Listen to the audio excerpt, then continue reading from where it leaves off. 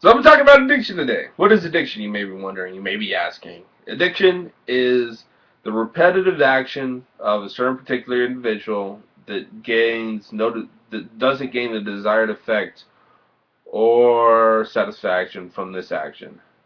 So a person that does the same thing over and over and over again, but never gets any satisfaction for doing this thing over and over and over again. So for instance, if you're addicted to alcohol, you drink as much beer as you want, but never get any satisfaction from it. You're constantly going to want more beer until the point that you're just pass out drunk, or till you pass out, pretty much. If you're addicted to porn, you're going to watch as much porn as you want, never get any satisfaction from it. If you're addicted to heroin, same thing. You're going to do as much heroin as possible until you pretty much pass out because you gain no satisfaction from doing it. And that's addiction. And the thing about addicts is a lot of them are so involved with their own perspective, their own understanding, their own idea of themselves that they really can't see anything besides themselves. And, Mr. Epstein called them selfish, like they're so selfish in their drug use. A lot of addicts can't see past themselves. I'm not sure if you call that person selfish, if that's kind of their baseline or default position of understanding, which is me. Because what a drug does is it warps or changes your own mindset, your own perception of the world. That's what a drug does. That's what all drugs do. They change, well, I'll say illicit drugs. They change the viewpoint and the understanding that you have on reality. That's what drugs do. So it involves you, it involves your own perspective, it involves your own understanding. And since it involves your perspective, your understanding, and your perspective, since it involves your perspective understanding, it changes how you see the world, how you interact with the world. If you're addicted to a substance that changes your perspective and your understanding, then obviously it's going to affect your objective viewpoint on reality or the world. So it's very much so. It's very much so self-indulging or self-consuming action, drugs. I don't know if you guys understood what the fuck I just said.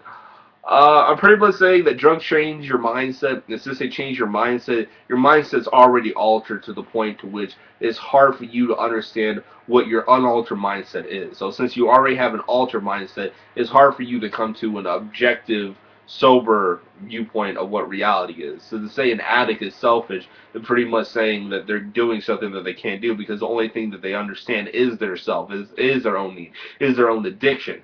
That's the only thing that they can understand. That's the only thing that they can even be involved with. They're not involved with the rest of the world. They're not involved with reality, or objective reality, I should say.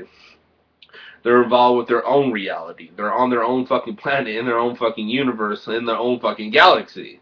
Like, they're not in reality. So to call them selfish, like Mr. Epstein did, is something I would disagree with.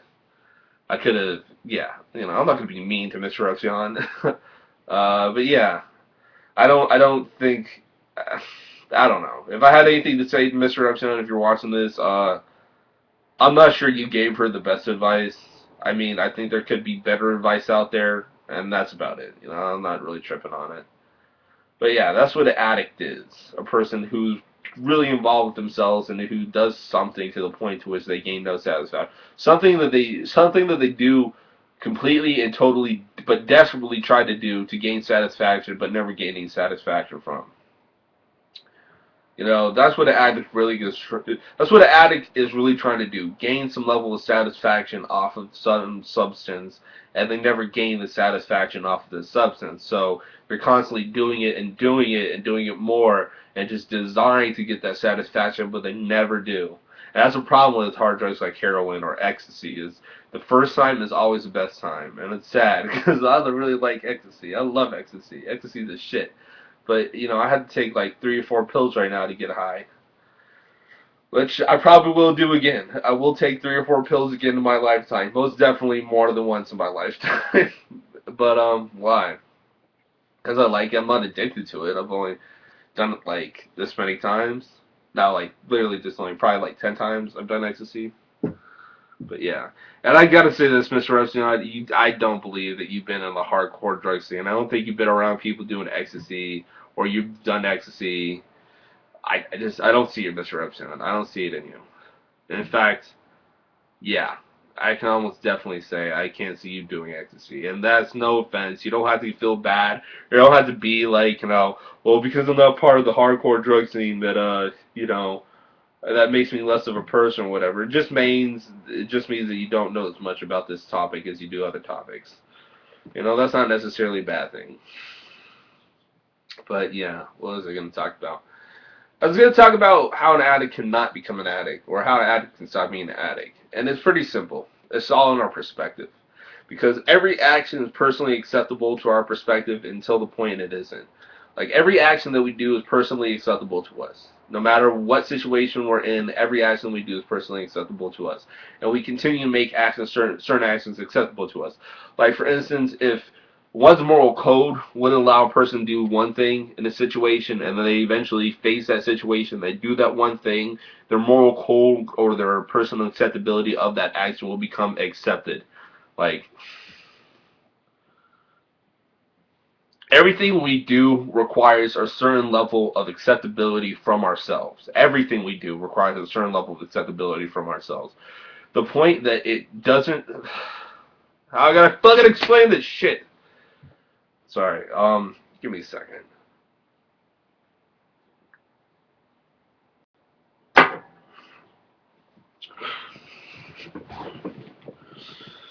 Okay. So let me think how I can explain this.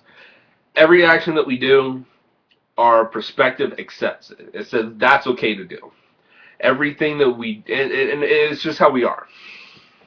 There are points that we can come to that we can say that what I did in the past is no longer acceptable to me now, and that will change our whole entire perspective, our whole entire understanding of ourselves, because of the fact that our past actions are no longer acceptable to our present action or our present being.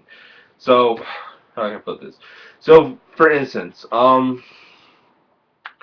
if I said I would never hit a woman, so on and so forth, and it's not personally acceptable for me to hit a woman, and then a woman tries to kill me, and then I punch her, that makes it personally acceptable to me. There is a point to which it was previously unacceptable to me, but now it is acceptable to me. And we will do mental gymnastics to allow this to become more acceptable, or acceptable for us to punch this woman, so on and so forth. It's survival. It's how we work. And we have to live with ourselves, so we allow certain things to become acceptable and certain things to become unacceptable. Or everything is acceptable to us.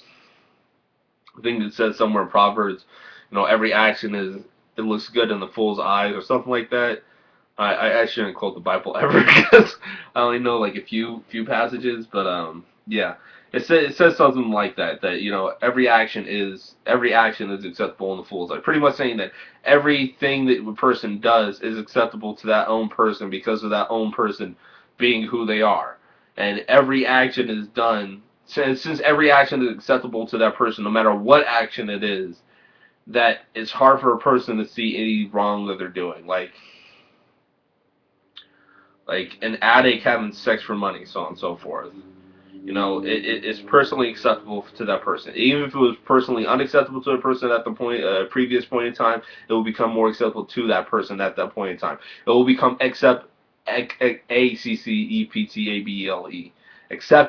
at that point in time for that person to have sex for drugs and money. Why? Because of the fact that their own perspective needs to be lived with, so they have to change their own acceptability. Now, a point an addict stops becoming an addict or is no longer an addict is the point that they finally come to the position where they're like, it is unacceptable for me to be like this anymore. It's unacceptable for me to do this and think like this and be like that. And it's a hard look. It's a hard perspective to have on oneself, because you have to go from being completely detached from reality and detached from yourself and detached from, being in connection with your family members. You have to go from being detached, which is more blissful, to being very much so there. And from being there to say that I accept and I understand everything that I did, but I no longer accept the acceptability of myself. Meaning, I understand I understand what happened, I understand what I did, but that is no longer acceptable for me to be. I can no longer be that. Like, it's hard. It's really hard. I mean, I've been through a certain point like that, and I gotta tell you, I mean, I didn't go through it completely, but that shit is hard. It's hard to go through. It's hard to do. And for addicts, I mean, probably the most painful things that anybody can go through, to realize all the damage that they've done, and then come to a real point and a real understanding of what they've done and who they became or become. It's kind of hard for a person to see that objectively. But that's when the addict needs to get over it. And I think there's a second way to do that too, which is to really just reevaluate your life in your own perspective, in your own position. And don't be judgmental on yourself. The crash course version is the version I just described. The other version, I think, is when you come to just a deeper understanding about who you are, how you are, what events led you to these events, and accept them, and then grow from them. Yeah. Growing. I guess the first version that I described would be the crash course is just completely redefining yourself. Crash course is, crashing and redefining yourself, like, and then redefining yourself. Another version is roll with the punches and continuing.